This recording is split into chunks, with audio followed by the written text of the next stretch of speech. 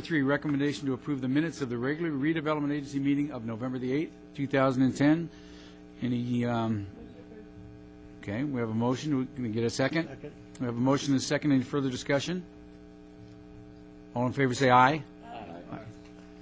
Passes unanimously. Number 4, report of claims and bills approved for payment and appropriation transfers for the period of October 7th, 2010 through November 3rd, 2010. Any questions? Move to approve, Mr. Chairman. Okay, we have a motion Second. and a second. Any further discussion? All in favor say aye. Aye. Opposed? That passes unanimously. Number 5, discussion and possible approval of FY 210-211 action plan for redevelopment area number 1, Armando. Members of the agency board, Armando Ornelas, city planner. Today, staff is bringing forward for approval the draft action plans for the current fiscal year for redevelopment areas 1 and 2. These basically were the same ones that were discussed with you in detail at the October 25th agency workshop. This agenda item, as well as the one for RDA 2, requests that the agency board again review and discuss the proposed action plans, including the changes that were made to reflect the comments that we received that day, as well as any changes you may want to make today. By doing so, the agency board would direct staff to refine costs, assess project feasibility, and pursue implementation of the projects. Approval of the action plan does not, however, constitute final approval of specific projects or expenditures, since all contracts and agreements will be brought back for agency board and/or city council approval as appropriate. I would ask the agency board to turn their attention to Exhibit A for RDA 1 action plan, which summarizes the proposed projects and expenditures, which are divided into 2 categories, basically. One would be projects that would be considered approved for staff to pursue the implementation of, and then the alternates, which would be those which the agency has opted to maintain as alternates in the event that approved projects are not feasible, or the agency board or city council decides not to fund an approved project when it's brought back for approval, or in the event that there are sufficient cost savings or financial resources to fund additional projects. In terms of the substantive changes to the draft action plan relative to the version presented to you on the 25th, there's basically 3. One, under capital projects,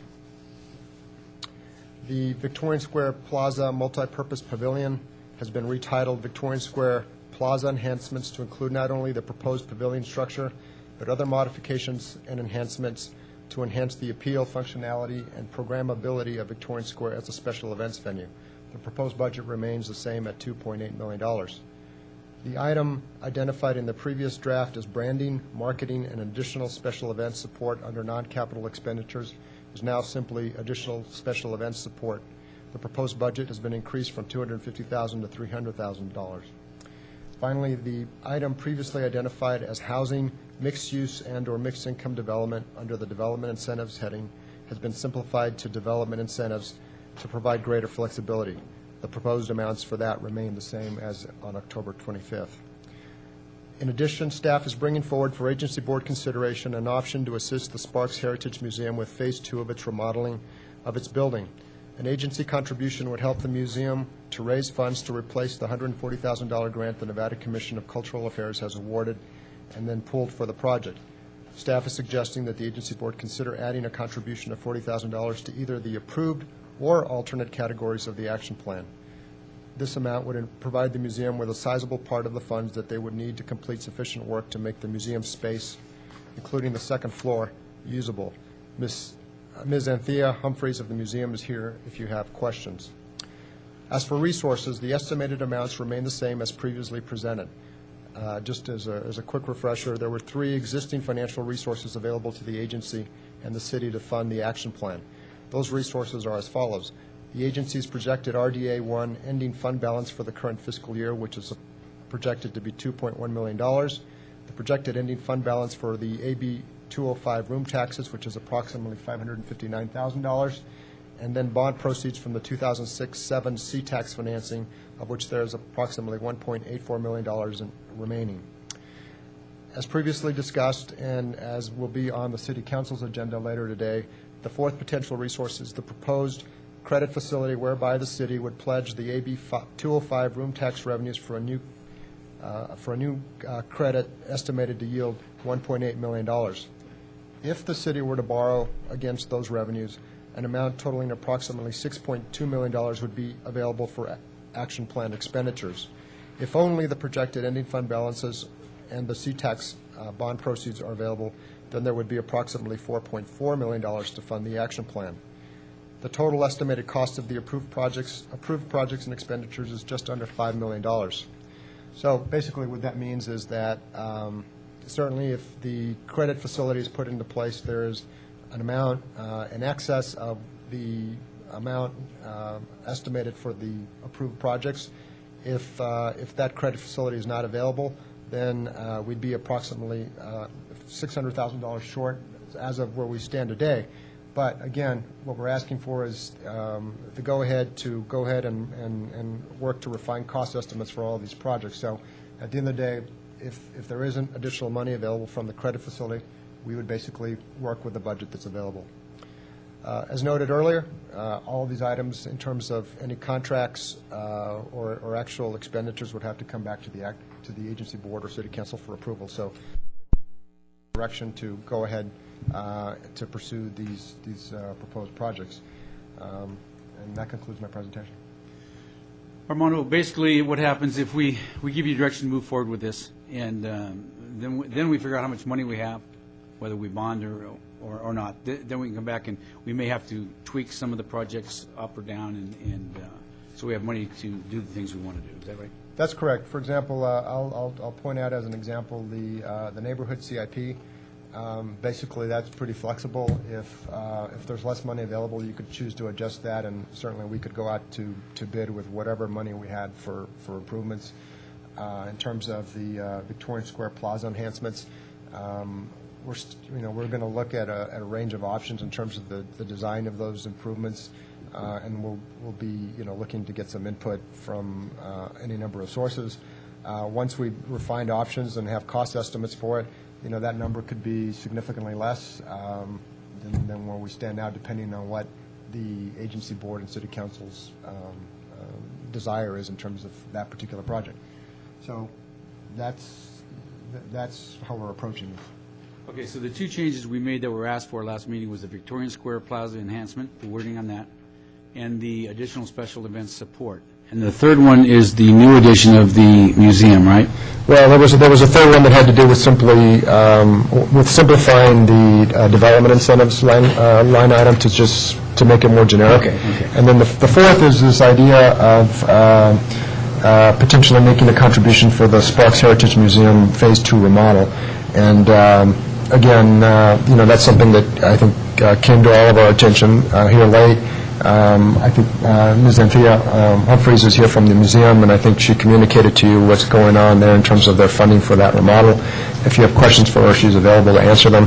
So that'd be something that if you wanted to add it either under alternate projects or approved projects, we thought we'd bring it forward for consideration today. Okay. Mr. Schmidt? Thank you, Mr. Chair. The nuggets list, I don't have a nugget list per se, but they've verbally talked about some things. I'm sorry, I didn't mean to interrupt, Councilman Schmidt. Go ahead. I'm just curious, but they testified here that they had a list that they were talking to staff about.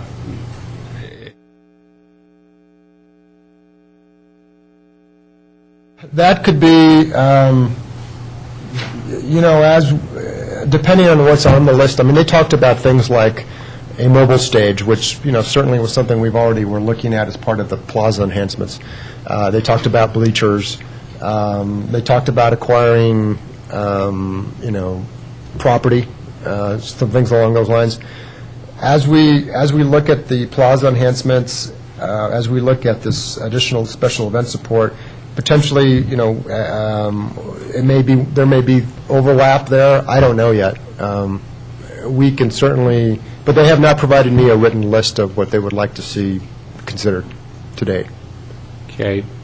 Then my question in financing, because if Jeff has got a second, I can kind of go over one of his emails he sent out today. Jeff, your new property tax analysis, which we all know can move over the next couple of months, showed redevelopment agency number 1 probably the worst in the county compared to the county numbers in depreciation of value and lowering of values.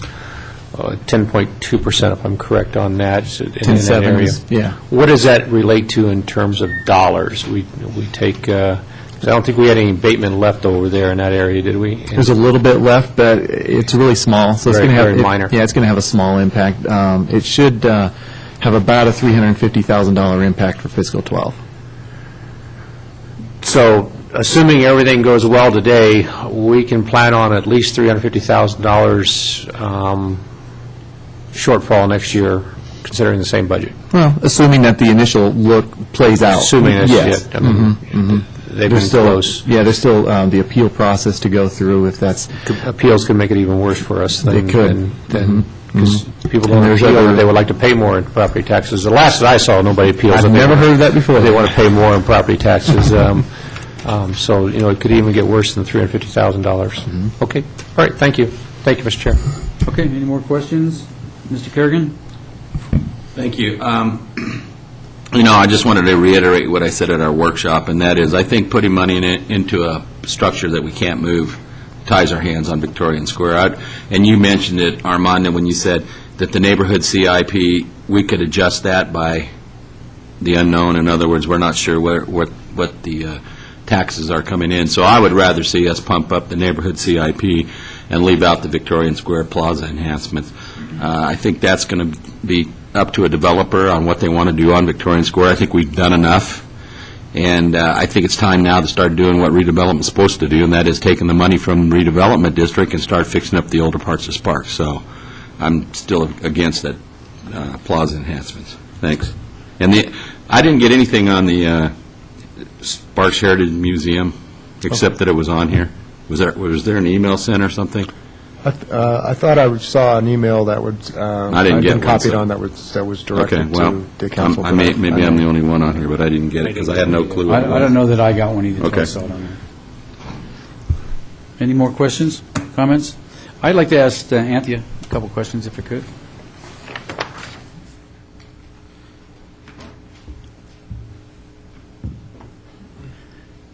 Thank you. I know you had started the remodel for the upstairs over the museum. What was the amount of the grant that you lost? The one that I've lost was $140,000. Okay, and so the $40,000 that we've got in here now, and it says Phase 2, how many phases are there? What, or you have more There were grants than three others? phases. The first phase was meant to be demolition and installation of a new HVAC system, which we have done. We actually managed to not spend all of that money. We were kind of frugal with using that grant money. So we've now got enough money to actually get, I'm going to use what's the balance of that to get the electrical in there as it was planned. Phase 2 is basically putting it back together so that we've got lights, so that the walls have been plastered, the flooring has been put in. I've actually got a list that I can give you all of all of the different things. And then Phase 3 was going to be more of the finer. I actually submitted another grant, which obviously there's not a lot of hope of that coming through.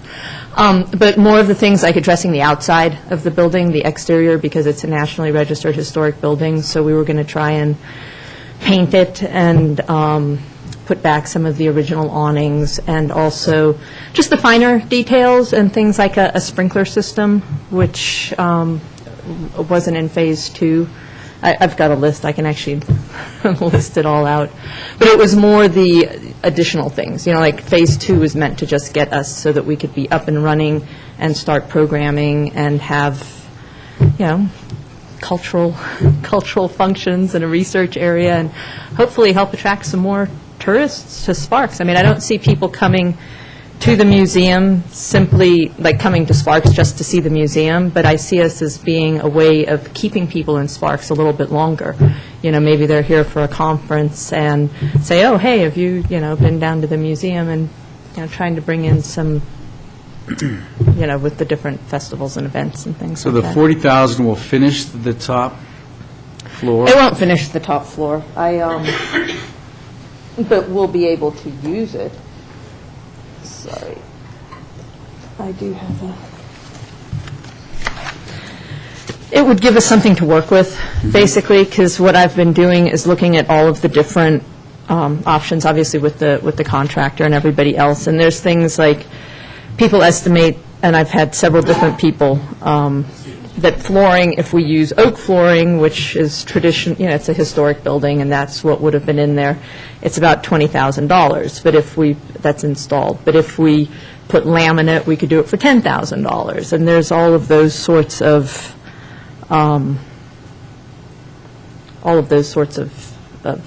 things in here. Did they not see this? No, I then? have not, no.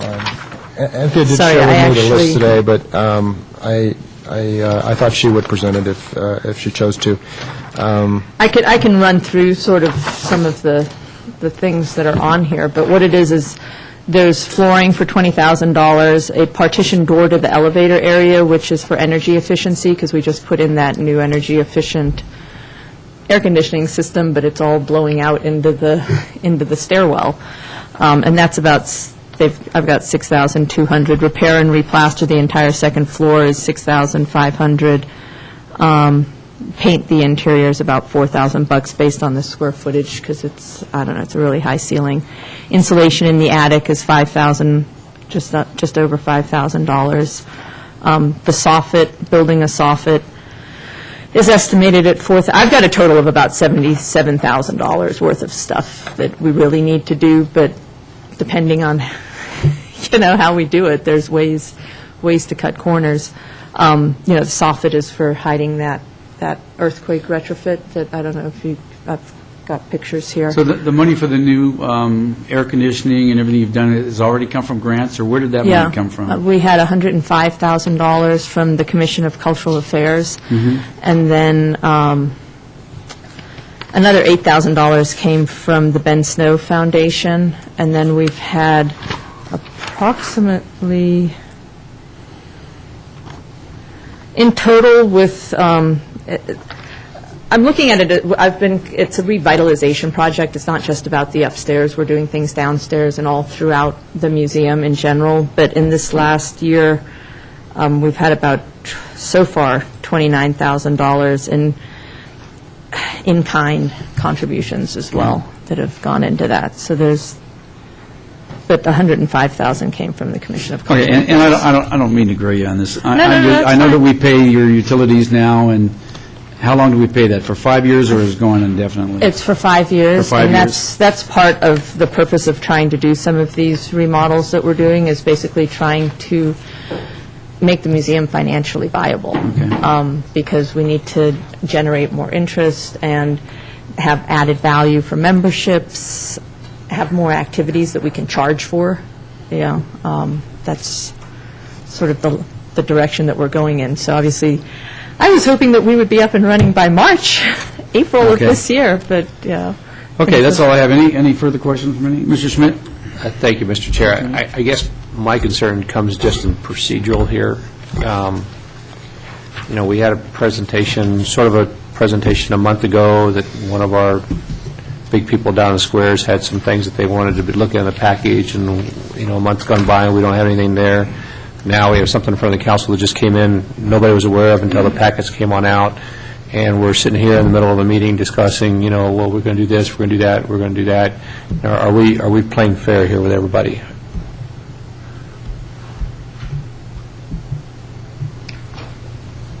I don't, what do you mean, Mr. Schmidt? Doesn't appear we did anything with the folks that came forward that said that they wanted to have some stuff on the list, and then we have somebody coming at the very last minute to put something on the list, and we're allowing a presentation for it and an action item for it. So I'm just curious, does this have the appearance of being fair to all? Well, I don't know who we took off of here. I know we changed some figures around and changed some wording, but I don't know that we took anybody off. Julia? I think that staff has been working through the process and, has had the conversations as appropriate. They're bringing forward requests as they are being presented, so I'm comfortable with the process. My question has been a tremendous amount of publicity, seen it in the paper a number of times, and I've gotten a couple of requests. So how's the community fundraising going to bridge that gap?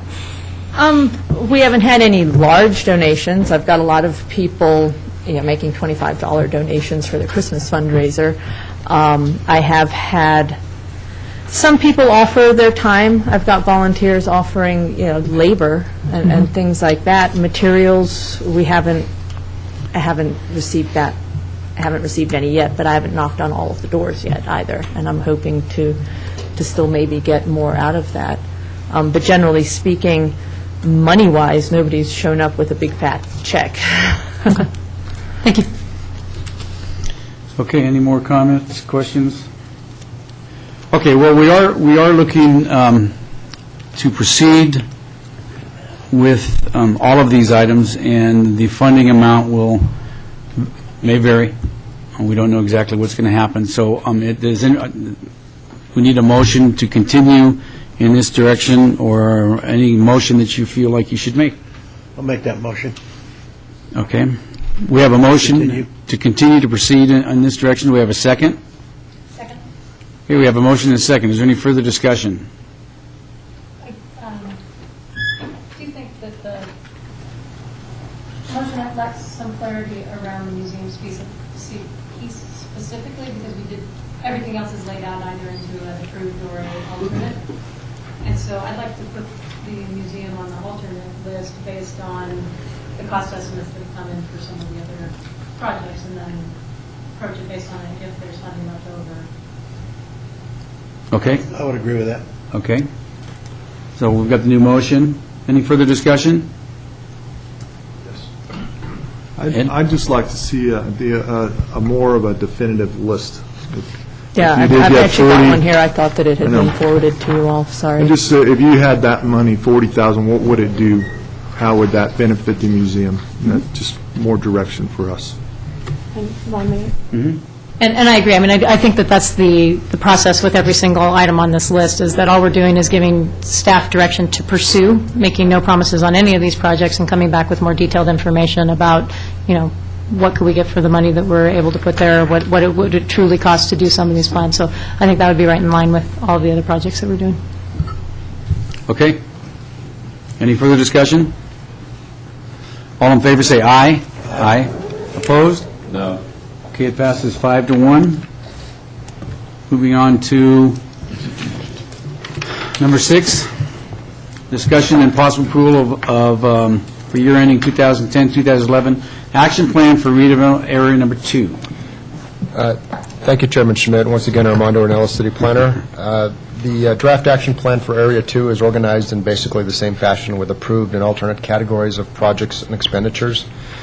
If you would turn to Exhibit 1 for the RDA 2 plan, that basically summarizes what was shown to you on October 25th with a couple of changes.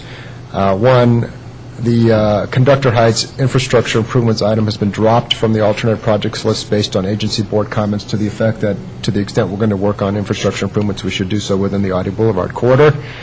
And then secondly, the amount budgeted for the Marina Villas property, acquire or reserve funds for future incentive project on the alternate projects list. I now have a blank shown in terms of the amount, since the agency board expressed interest in the project, but not at the amount previously indicated, which was essentially $1 million. Staff have again contacted the broker representing the selling party, and we're seeking additional information about the property. If, again, as we flesh it out, if there is something, if there's an opportunity there that's in line with what the agency board has indicated they want to see if they were going to pursue it, we would bring it back to you then. As staff has previously discussed, the primary resources available for the agency to fund the proposed RDA2 action plan is the agency's projected ending fund balance of just a little over $1.8 million. However, annual debt service for Area 2 currently exceeds the agency's revenues by approximately $300,000 a year. So again, the big number in this action plan is reserving funds for future debt service in case that gap persists. Although, if there is any additional development out at the Legends project in particular, certainly there's a lot of upside in terms of the assessed value in RDA 2. There is also, as I think Councilman Schmidt has noted, some potential downside, but for that reason, that's why we're showing the reserve there for you. Anyway, that concludes my presentation, and if you have any questions, I'll do my best to address them. Well, and I think at the last meeting, we did talk about the Marina Villas property, and, throwing out an offer and seeing what the bank will take. Yes, no, maybe, Mike? Yeah, since then I found out somebody already offered the $900,000. I think that wasn't that what the foreclosure was at, the bank was asking? 980. Yeah, it was originally listed, I think, at $985 or so. Yeah, I think somebody already put and in a there's- bid at $985, and I thought we were going to do it if we could get it at a fire sale, but I think somebody else thought $980 was a fire sale, so I'd just soon just drop it off of there because I don't think we need it anymore since somebody else is already going to buy it. Okay. Any more questions? All right, looking for a motion. Looking for a motion to proceed with the suggested. So moved, with the stipulation that we take the Marina property off the list. Okay. We have a motion, second. Any further discussion? All in favor say aye. Aye. Opposed? It passes unanimously. Okay, moving on to number 7, comments from the agency chief administrative officer. Any comments? Future agenda items? Okay. We are adjourned. Start the next meeting at 2 o'clock.